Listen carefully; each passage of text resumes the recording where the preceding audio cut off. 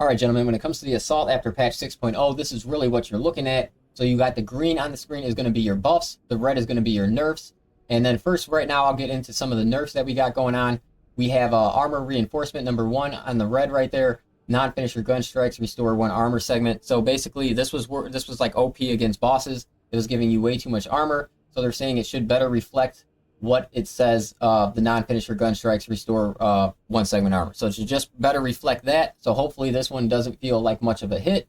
And then number 2, which will feel like a big hit because it is a 20% damage reduction to proven efficiency. All squad members deal 30% more gun strike damage instead of 50%.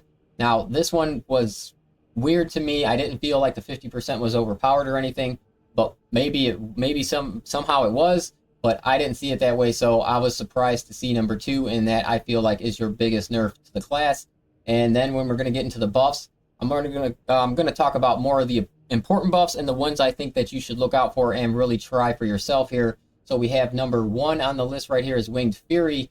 The damage went from 25% to 40%. So obviously that is a huge increase. You're going to want to tie this to your pummel smash on your hammer. So you would take your hammer and you would make sure that you get your 50% pummel smash on your hammer and then add this 40%, and you're going to have 90% added on to your sprinting attacks, which is something I would say that is worth testing out for sure. And then the next one that I would think is going to be OP now is going to be Overcharge, which is going to be from 15% to 25%. The 10% increase on the charge attacks, guys, 15% was pretty noticeable already, so the 25% actually does feel really nice. So you're going to want to go in there and test that one out if you can deal with not getting your armor back from your gun strikes. And then the next one on the list that I think is really good is number 4 in the green right there, Consecutive Execution. Now the timer went down from 180 seconds to 90 seconds every time you can get a grenade, but more importantly, there is no cooldown when you have full grenades. So when you have 3 grenades, after 90 seconds, you have to throw one because you're going to get one back for sure.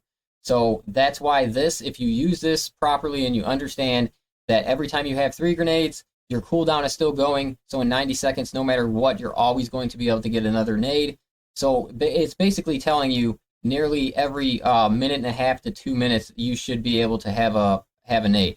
And depending on what kind of nades you have on your arsenal, this could be very, very deadly. So this is something to test out if you're willing to work it into your gameplay, how to properly use it. So when it comes to the perks, those are like really the first ones that I recommend really going in there and testing out.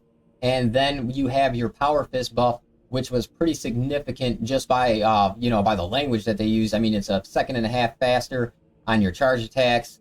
A full charge is now 2 quicker charges for 50% smaller bonuses, so you can really get your charges off faster.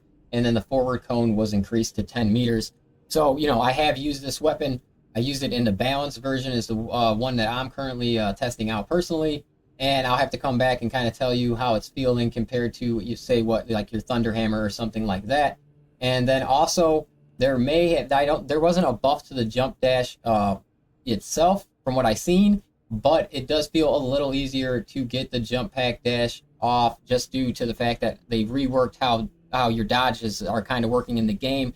Some of the windows are a little more forgiving. So if any Assault mains have noticed a difference with their jump pack dash, I would really like to know that in the comments. I was really testing out the tactical all of the first day with Absolute, so I haven't gotten enough time with the Assault to really tell you if the jump pack dash really feels better. So that's why that says still testing up there.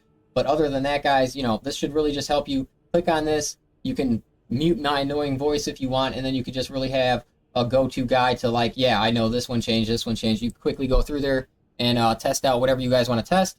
And then I'm going to come back with more, definitive builds for the Assault class after this patch. It's just really a lot to unpack for every class, so it's going to take me some time to really go in there and test these all out individually. So I do appreciate you guys checking out the video, and I will catch you on the next one.